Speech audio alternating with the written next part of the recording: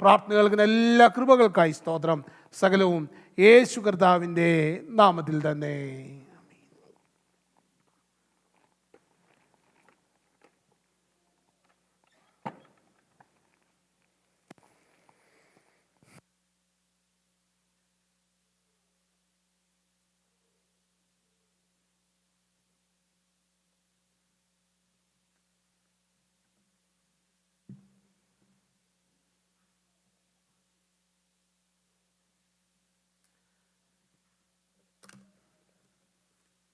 ത്രിയേക ദൈവത്തിൻ്റെ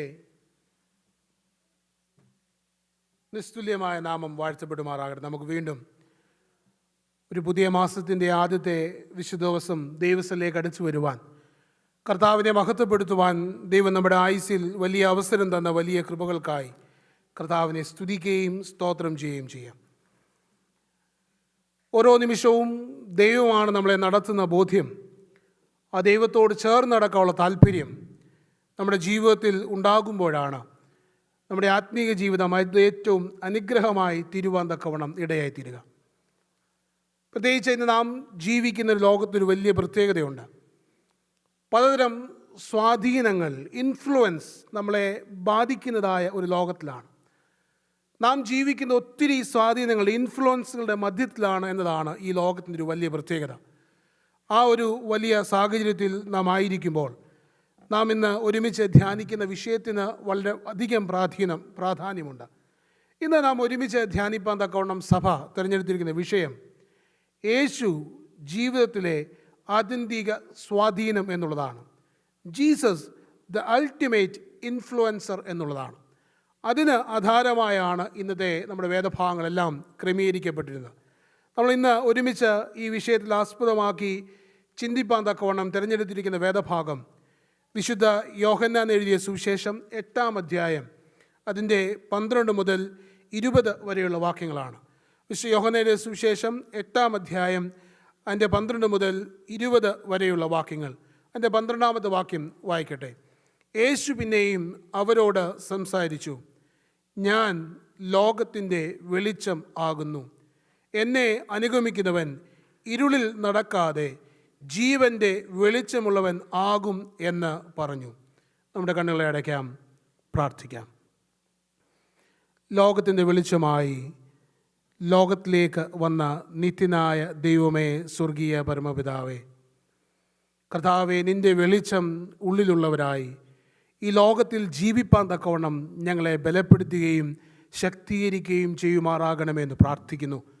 ദൈവം, ഞങ്ങൾ ഒരുമിച്ച് ഇന്ന് കർത്താവെ ഞങ്ങൾ സ്വാധീനം ചെലുത്തുന്ന കർത്താവിനെക്കുറിച്ച് ചിന്തിക്കുമ്പോൾ യഥാർത്ഥമായി ഞങ്ങളെ ഇൻഫ്ലുവൻസ് ചെയ്യുന്ന നിൻ്റെ പിന്നാലെയാണോ ഞങ്ങൾ യാത്ര ചെയ്യുന്നത് എന്ന് ഞങ്ങളെ തന്നെ ശോധന ചെയ്യുവാൻ കർത്താവെ ബലഹീനമായ അടിയങ്ങളുടെ ഹൃദയങ്ങളോട് അങ്ങ് ഇടപെടുമാറാകണമേ. കർത്താവ് വചനം വിഭാഗിക്കാൻ ബലഹീനടിനെ ബലപ്പെടുത്തണമേ. ഞങ്ങളുടെ എല്ലാവരുടെയും ഹൃദയങ്ങളോട് എൻ്റെ പരിശുദ്ധാത്മാവിൻ്റെ സ്വാധീനം ഉണ്ടാകുമാറാകണമെന്ന് പ്രാർത്ഥിക്കുന്നു. പ്രാർത്ഥന കേൾക്കുന്ന എല്ലാ കൃപകൾക്കായി സ്തോത്രം. സകലവും യേശു കർത്താവിൻ്റെ നാമത്തിൽ തന്നെ, ആമേൻ. നമ്മളെക്കുറിച്ച് തന്നെ സാധാരണ പറയുന്ന ഒരു കാര്യമുണ്ട്. നാം നിയന്ത്രിക്കപ്പെടുന്നെങ്കിൽ നമ്മുടെ ജീവിതത്തെക്കുറിച്ച് ആലോചിക്കുന്നത്, തീരുമാനമെടുക്കുന്ന ആരാണ്? നമ്മൾ തന്നെയാണ്, അല്ലേ? അത് നമ്മുടെ സ്വാതന്ത്ര്യമാണ്. നമ്മൾ വേദപുസ്തകം പരിശോധിക്കുമ്പോൾ ദൈവം തമ്പുരാൻ നമുക്ക് നൽകിയ, മനുഷ്യൻ നൽകിയ ഏറ്റവും വലിയ അനുഗ്രഹവും അവകാശവും അത് തന്നെയാണ്. പ്രത്യേകിച്ച് നാം ഉൽപ്പത്തി പുസ്തകം പഠിക്കുമ്പോൾ കൃത്യമായിട്ട് അത് വ്യക്തമാക്കുന്നുണ്ട്. അവിടെ യേശു കർത്താവ് അല്ലെങ്കിൽ ദൈവം ഈ ലോകത്തെ എല്ലാം സൃഷ്ടിച്ച് ഏദൻ തോട്ടം നട്ടുണ്ടാക്കുന്നതായി നാം ഉൽപ്പത്തി പുസ്തകം വായിക്കുന്നുണ്ട്. ഞങ്ങൾ സെമിനാരിയിൽ പഠിക്കുവാൻ പോയപ്പോൾ ഇപ്പോഴത്തെ സെമിനാരി പ്രിൻസിപ്പളായിരിക്കുന്ന MC തോമസ് അച്ഛനാണ് ഞങ്ങളെ ഓൾഡ് ടെസ്റ്റ്മെൻറ്റ് പഠിപ്പിച്ചത്. ഓൾഡ് ടെസ്റ്റ്മെൻറ്റ് പഠിപ്പിച്ച കൂട്ടത്തിൽ അദ്ദേഹം ഉൽപ്പത്തി പുസ്തകം പഠിപ്പിച്ചപ്പോൾ ആദ്യം ഞങ്ങളോട് പറഞ്ഞ കാര്യമാണിത്. അച്ഛൻ പറഞ്ഞു, ദൈവം എല്ലാം സൃഷ്ടിച്ചു, ഏദൻ തോട്ടമുണ്ടാക്കി, നടുക്ക് ഒരു വൃക്ഷം ദൈവം പ്രത്യേകമായി നട്ടില്ലായിരുന്നുവെങ്കിൽ എന്ത് സംഭവിക്കുമെന്ന് ചിന്തിക്കാൻ പറഞ്ഞു. നമ്മളൊക്കെ എവിടെ ആയിരുന്നേനെ? ഏദൻ തോട്ടത്തിൽ ആയിരുന്നേ. ദൈവം ഒരു മരം നടുക്ക് ഒരു വൃക്ഷം സൃഷ്ടിച്ചു, നട്ടു, അത് വളർന്നു. എന്നിട്ട് മനുഷ്യനോട് പറഞ്ഞു, എന്നിട്ട് അതിൻ്റെ വരുംവരായികൾ മനുഷ്യനെ കൃത്യമായി ബോധ്യപ്പെടുത്തി. ഇതിൻ്റെ പഴം നീ എന്ത് ചെയ്യരുത്, പറിച്ച് തിന്നരുത്, പറിച്ചാൽ നീ മരിക്കും എന്ന് പറഞ്ഞെല്ലാം ബോധ്യപ്പെടുത്തി. എന്നിട്ട് ഇതെല്ലാം പറഞ്ഞിട്ട് ദൈവത്തിന് ആ മരം അവിടെ നിന്ന് മാറ്റിയാൽ വല്ല പ്രശ്നം ഒരു കുഴപ്പമില്ലായിരുന്നു. പക്ഷേ ആ മരം അവിടെ നിർത്തി. എന്തുകൊണ്ടാണ്? നമുക്കാണ് സ്വാതന്ത്ര്യം അത് പറിക്കാനും പറിക്കാതിരിക്കാനും. അതായത് വേദപുസ്തകം നമുക്ക് തരുന്ന വലിയ അവകാശമാണ് നമ്മുടെ ജീവിതം എങ്ങനെയാകണമെന്ന് തിരഞ്ഞെടുക്കുവാനുള്ള വലിയ അവകാശം ദൈവം നമുക്ക് തരുന്നതാണ്. നമുക്ക് എല്ലാത്തിനെക്കുറിച്ചും ബോധ്യമുണ്ട്. ദൈവത്തെ ചേർന്ന് ജീവിക്കുന്ന അനുഭവത്തെക്കുറിച്ച് നമുക്കറിയാം, അല്ലാത്തതിനെക്കുറിച്ചറിയാം. ഇത് എങ്ങനെ ജീവിക്കണമെന്ന് തിരഞ്ഞെടുക്കുന്ന ആരാണ്? ഞാനാണ്. അതുകൊണ്ട് ഈ ഒരു വലിയ അവകാശമാണ് ദൈവം തമ്പുരാൻ എപ്പോഴും നമുക്ക് നൽകിയിട്ടുള്ളത്. അതുപോലെ തന്നെ നാം ആരുടെ സ്വാധീന വലയത്തിൽ ജീവിക്കണമെന്ന് തീരുമാനിക്കുന്ന ആരാണ്? നാം. അല്ലെങ്കിൽ എൻ്റെ ജീവൻ തീരുമാനിക്കുന്നത്. എന്നാൽ യഥാർത്ഥത്തിൽ ഇന്ന് സംഭവിക്കുന്ന അങ്ങനെയാണോ? നമ്മുടെ ജീവിതം നാം പറയും ഞാനാണെല്ലാം. പക്ഷേ പലപ്പോഴും നാം പലതിൻ്റെയും ഇൻഫ്ലുവൻസിൽ ആകുന്നു എന്നതാണ് യാഥാർത്ഥ്യം.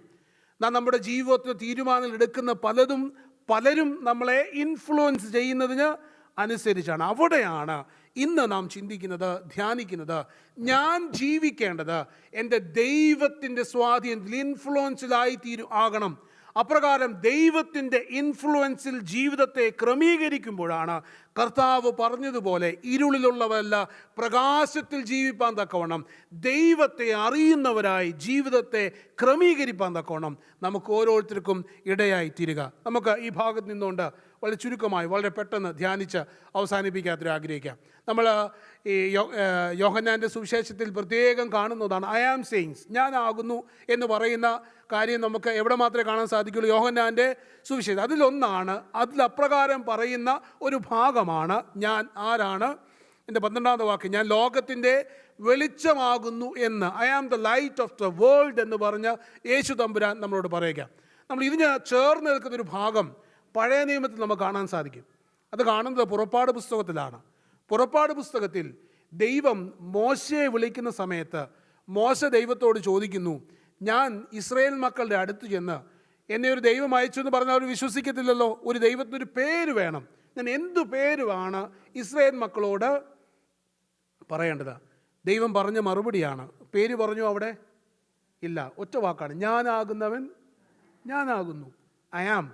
അതിനോട് ചേർന്ന് നിൽക്കുന്നതായ ഒരു ഭാഗമാണ് ഇവിടെയും. എങ്കിൽ യോഹന്നാന്റെ സുവിശേഷത്തിൽ നമ്മൾ കാണുക ഐ ആം സെയിങ്സ് എല്ലാം അതിനോട് ചേർന്ന്, അവിടെ അതിലെല്ലാറ്റിലും കൂടെ ദൈവത്തെ അല്ലെങ്കിൽ പിതാവായ ദൈവത്തെ അല്ലെങ്കിൽ യേശു കർത്താവിനെ വെളിപ്പെടുത്തുന്നതായ ഒരു അനുഭവത്തെ നമുക്ക് ഈ ഭാഗങ്ങളിലെല്ലാം നമുക്ക് കാണുവാനായി സാധിക്കും. അപ്പോൾ നമ്മളിന്ന് ഒരുമിച്ച് ധ്യാനിക്കുക, യേശു തമ്പുരാൻ നമ്മളെ സ്വാധീനിക്കുന്ന ഇൻഫ്ലുവൻസറായിരിക്കുമ്പോൾ ഈ ലോകത്തിൽ നമ്മളെ ഇൻഫ്ലുവൻസ് ചെയ്യുന്ന പല കാര്യങ്ങളുണ്ട്. അത് എന്തുകൊണ്ടാണ്, എങ്ങനെയാണ് യേശു തമ്പുരാൻ വ്യത്യസ്തനാകുന്നത്, അതിനെ യേശു തമ്പുരാനെ എങ്ങനെ നമുക്ക് ഫോളോ ചെയ്യാൻ സാധിക്കുമെന്ന് ധ്യാനിച്ച് അവസാനിപ്പിക്കാത്തൊരു ആഗ്രഹിക്കാം.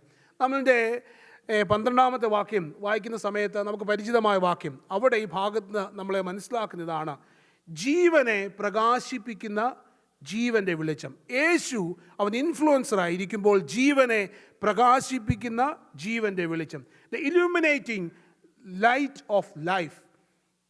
യേശു കർത്താവ് തന്നെക്കുറിച്ച് പറഞ്ഞ് ഞാൻ വെളിച്ചം, പ്രകാശം ആകുന്നു, അല്ലേ? പ്രകാശത്തെ പ്രത്യേകം നമുക്കറിയാം. യേശു കർത്താവ് തന്നെ പറയുന്നുണ്ട്, മലമേലിരിക്കുന്ന പട്ടണം മറിഞ്ഞിരിക്കാൻ സാധ്യമല്ല. പ്രകാശം കത്തിച്ച്, വിളക്ക് കത്തിച്ച് തണ്ടിന്മേലത്രേ, പറയും കീഴിലല്ല തണ്ടിന്മേലത്രേ വയ്ക്കുക. എൻ്റെ പ്രകാശത്തിൻ്റെ പ്രത്യേകത എന്താ? ഒരിക്കൽ ഒരു ഗുരു തൻ്റെ ശിഷ്യന്മാരോട് ഇപ്രകാരം ഒരു ചോദ്യം ചോദിച്ചതായി ഞാൻ വായിച്ചിട്ടുണ്ട്. ചോദ്യം ഇതാണ്, ഇരുൾ മാറി പ്രകാശം, അല്ലെങ്കിൽ രാത്രി മാറി നേരം വെളുത്തു എന്ന്, സൂര്യൻ ഉദിച്ചുവെന്ന് നമുക്ക് എങ്ങനെയാണ് മനസ്സിലാക്കാൻ സാധിക്കുന്നത്? ഇരുൾ മാറി പ്രകാശം വന്നു എന്ന് എങ്ങനെയാണ് മനസ്സിലാക്കാൻ സാധിക്കുന്നത്? ഇപ്പോൾ ഇവർ പല ഉത്തരങ്ങൾ പറഞ്ഞു.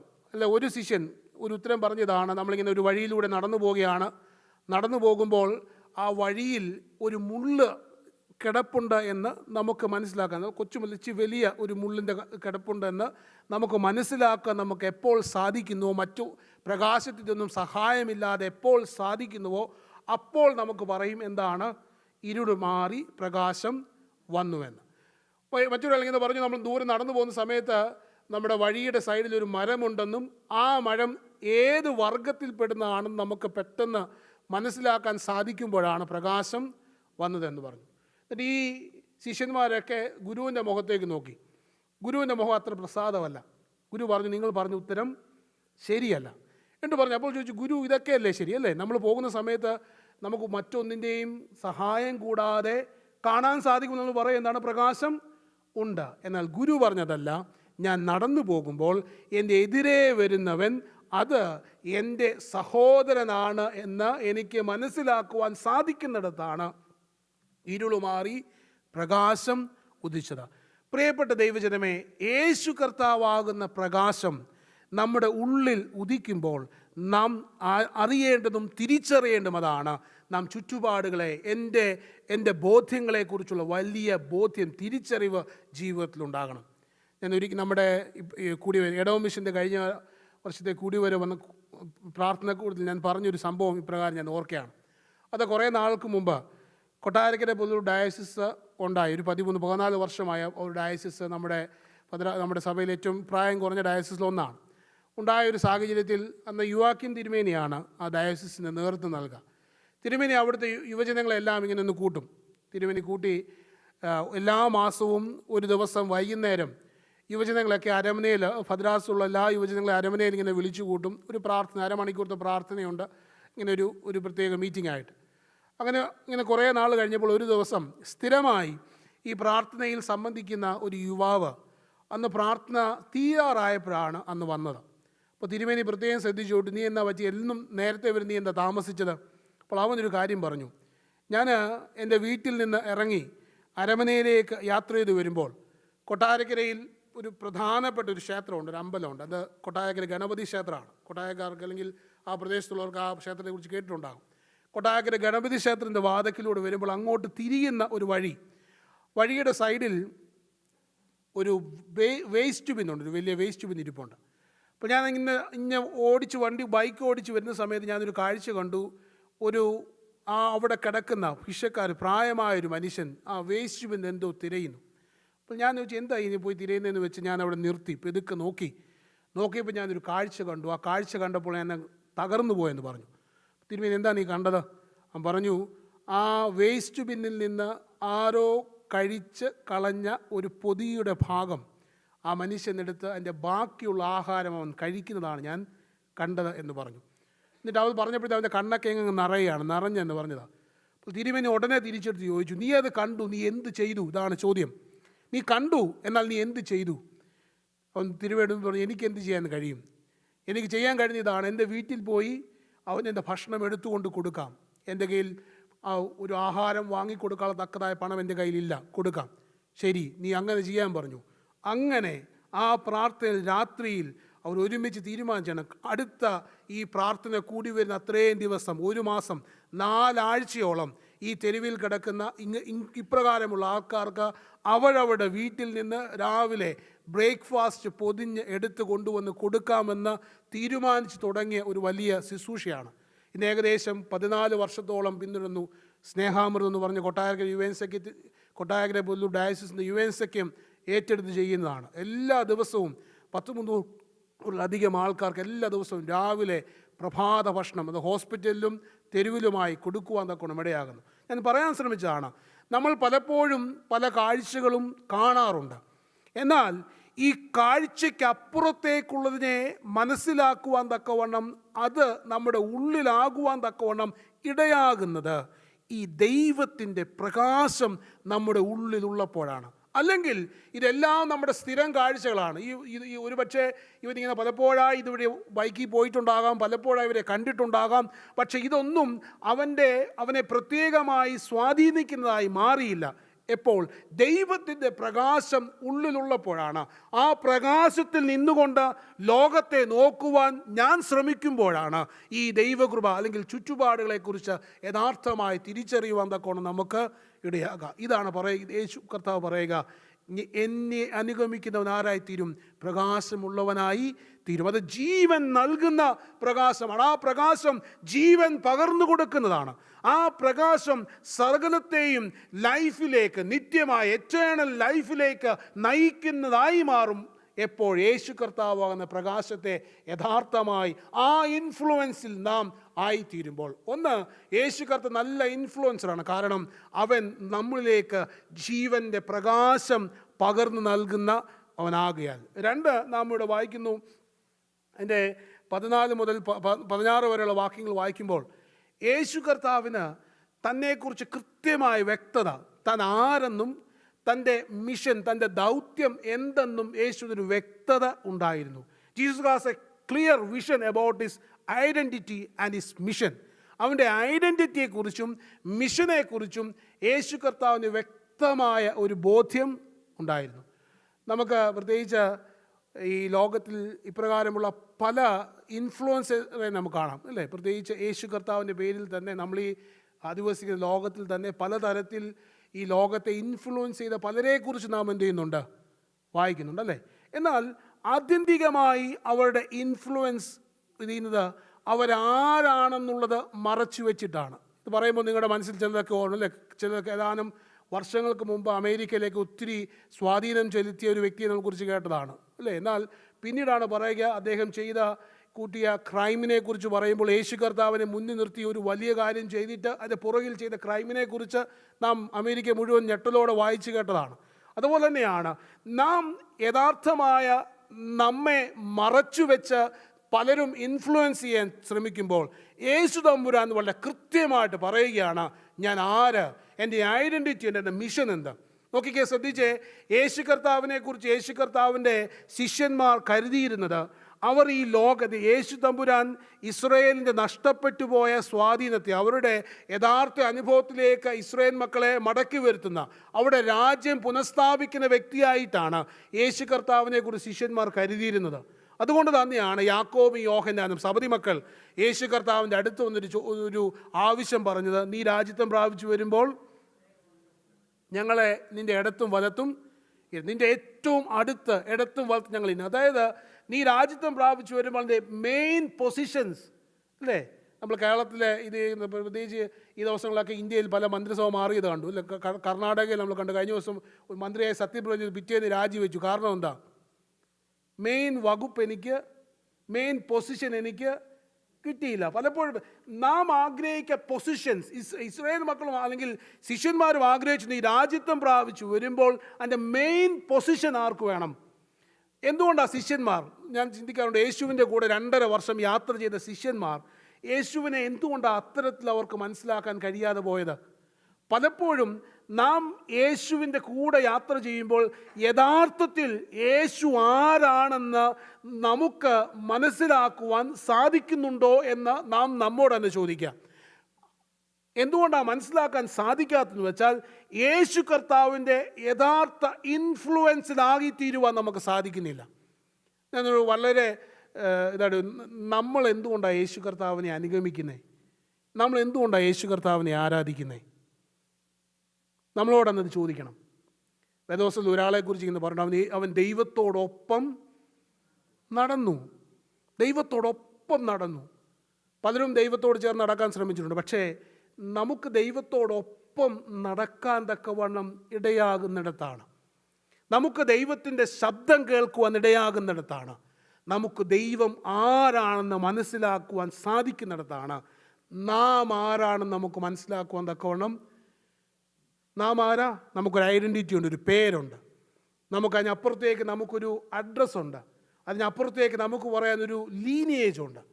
അതിനപ്പുറം നാം ആരെന്നൊരു ചോദ്യം നമ്മുടെ മുമ്പിൽ നിൽക്കുമ്പോൾ നമുക്ക് എന്താണ് പറയുവാനായിട്ട്?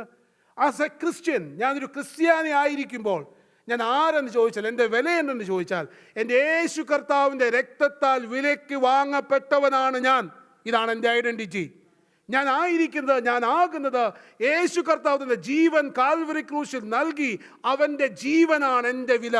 ഈ ഒരു ബോധ്യം നമ്മുടെ ഉള്ളിലാകുമ്പോഴാണ് യഥാർത്ഥമായ ക്രിസ്തുവിനോട് ചേർന്ന് നമുക്ക് യാത്ര ചെയ്യുവാൻ തക്കവണ്ണം നമുക്ക് ഇടയാകാം. അവന് കൃത്യമായ ബോധ്യമുണ്ടായിരുന്നു ആരെന്നും അവൻ്റെ ദൗത്യം എന്തെന്നും. അവസാനമായി അതിൻ്റെ 19-ാമത്തെ വാക്യം നാം വായിക്കുമ്പോൾ അവിടെ കൃത്യമായി പറയുന്നു, യേശുവിലൂടെ അല്ലെങ്കിൽ യേശു കർത്താവിലൂടെ പിതാവായ ദൈവത്തെ അറിയുവാൻ സാധ്യമാക്കും.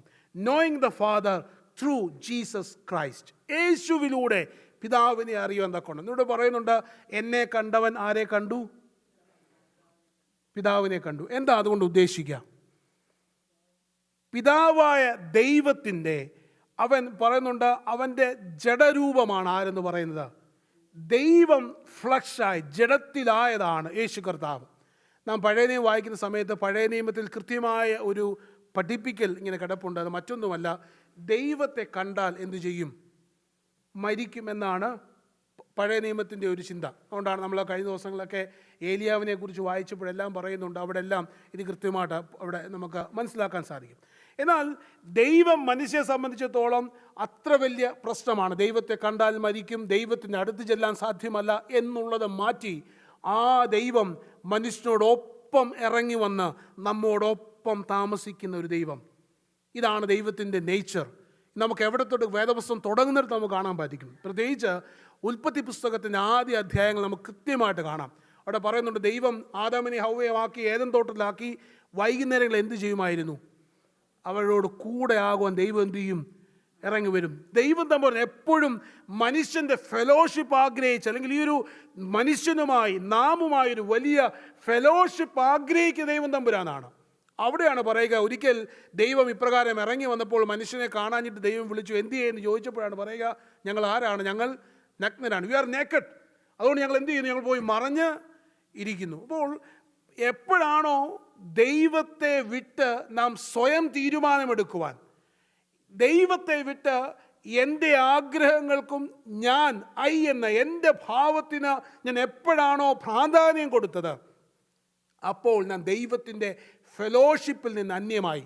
എന്നാൽ ആ ദൈവം തമ്പുരാൻ നമ്മോടൊപ്പം ഇറങ്ങി വന്ന് നമ്മെ സ്നേഹിച്ച് അവൻ്റെ ജീവൻ നൽകി നമ്മെ വീണ്ടെടുത്തു. ആ പിതാവിൻ്റെ വലിയ സ്നേഹത്തെ തന്നിലൂടെ, തൻ്റെ ജീവിതത്തിലൂടെ നമ്മെ കാട്ടിത്തന്നു. പിതാവിനെ കാണണമെങ്കിൽ, പിതാവിൻ്റെ സ്നേഹം കാണണമെങ്കിൽ യേശു കർത്താവിലേക്ക് നോക്കിയാൽ മതി.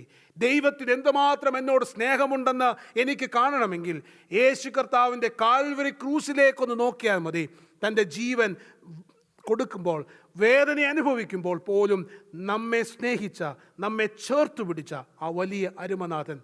പ്രിയപ്പെട്ട ദൈവജനമേ, ആ ദൈവത്തിൻ്റെ ഇൻഫ്ലുവൻസിലകത്ത് നമുക്കായിത്തീരുവാൻ, ജീവിക്കുവാൻ സാധിക്കുന്നിടത്താണ് ഈ ലോകത്തിൽ നമുക്ക് ദൈവത്തിൻ്റെ യഥാർത്ഥ അംബാസഡേഴ്സായി ജീവിക്കാൻ തക്കവണ്ണം ഇടയായിത്തീരുക. പൗലോസിനെ കുറിച്ച് പറയുന്ന വാക്കാണ് അംബാസഡർ ഓഫ് ക്രൈസ്റ്റ് എന്ന് പൗലോസിനെ കുറിച്ചാണ് സാധാരണ പറയാറുള്ളത്. നമുക്ക് ആ ദൈവത്തിൻ്റെ അംബാസഡേഴ്സായി നമ്മളെ ആക്കുന്നിടത്ത് ജീവിപ്പാൻ തക്കവണ്ണം ഇടയാകുന്നത് ഈ ക്രിസ്തുവിൻ്റെ യഥാർത്ഥ ഇൻഫ്ലുവൻസിൽ നമ്മുടെ ജീവിതത്തെ നമുക്ക് നയിപ്പാൻ തക്കവണ്ണം ഇടയായിത്തീരുന്നതാണ്. ഞാൻ എൻ്റെ വാക്കുകളെ അവസാനിപ്പിക്കുകയാണ്. നാം നമ്മോടൊന്ന് ചോദിക്കുക, ഞാനിപ്പോൾ ആകുന്നത്, ജീവിക്കുന്നത് ഈ യേശു കർത്താവിൻ്റെ ഇലൂമിനേറ്റ് ചെയ്യുന്ന, ജീവൻ നൽകുന്ന ഈ പ്രകാശത്തിൻ്റെ ഇൻഫ്ലുവൻസിലാണോ? അതോ ഒത്തിരി പ്രകാശം ഈ ലോകത്ത് നിറയുന്ന അനുഭവത്തിലാണോ എന്നെ ഭ്രമിപ്പിക്കുക? ഒത്തിരി പ്രകാശം നിറയുന്ന അനുഭവങ്ങളാണ് നമുക്കറിയാം. ഒരു ക്രിസ്മസ് ഒക്കെ വരുന്ന സമയത്ത് നമ്മുടെ ഇതെല്ലാം മാറും അല്ലേ? നമ്മുടെ ചുറ്റുപാടെല്ലാം മാറും. പ്രത്യേകത എന്താ? ഇവിടെ മൊത്തം എന്താണ്? ഇലൂമിനേറ്റഡ് ലൈറ്റാണ്, വലിയ പ്രകാശമാണ്. നമ്മളെ പലപ്പോഴും എന്ത് ചെയ്യും? നമ്മുടെ കണ്ണിത് കാണാനായിട്ട് നമ്മൾ എന്ത് ചെയ്യും? ഡ്രൈവ് ചെയ്യും, പോകാറുണ്ട്, യാത്ര ചെയ്യാറുണ്ട്. കാരണം ഇത് ലൈറ്റ് കാണാൻ. ഇതാണോ എന്നെ ഇൻഫ്ലുവൻസ് ചെയ്യുന്നത്? അതോ ജീവനെ പ്രകാശിപ്പിക്കുന്ന, ജീവൻ നൽകുന്ന യേശു കർത്താവാണോ എന്നെ ഇൻഫ്ലുവൻസ് ചെയ്യുക? നമ്മളോട് തന്നെ ചോദിക്കേണ്ടതുണ്ട്. തന്നെക്കുറിച്ച് വ്യക്തതയുള്ള, തൻ്റെ മിഷനെക്കുറിച്ച് വ്യക്തതയുള്ള യേശു കർത്താവാണോ നമ്മളെ ഇൻഫ്ലുവൻസ് ചെയ്യുക? എന്നാൽ ഒന്നിനെക്കുറിച്ചും വ്യക്തതയില്ലാത്ത ഈ ലോകത്തിൻ്റെ ഈ മായിക മാത്രം കാണുന്ന മറ്റു പലതാണോ നമ്മളെ ഇൻഫ്ലുവൻസ് ചെയ്യുക? യേശുവിലൂടെ പിതാവിൻ്റെ യഥാർത്ഥ സ്നേഹം കാണുവാൻ നമുക്ക് സാധ്യമാകുന്നുണ്ടോ? ആ കർത്താവിൻ്റെ ഇൻഫ്ലുവൻസിനുള്ളിൽ ജീവിപ്പാൻ തക്കവണ്ണം, ലോകത്തെ ദൈവത്തിനു വേണ്ടി ഒരുക്കുവാൻ തക്കവണ്ണം നമുക്കിടയായിത്തീരണം. അവിടെയാണ് അനുഗ്രഹീതമായ കർത്താവിനോട് ചേർന്നുള്ള ക്രൈസ്തവ ജീവിതം നമുക്ക് നയിപ്പാൻ തക്കവണ്ണം ഇടയായിത്തീരുക. അതിന് വലുതായ ദൈവം തമ്പുരാൻ നമ്മുടെ എല്ലാവരെയും ശക്തീകരിക്കുകയും ബലപ്പെടുത്തുകയും ചെയ്യുമാറാകട്ടെ. നമുക്ക് പ്രാർത്ഥനയ്ക്കായിട്ട് ഒരുങ്ങാം.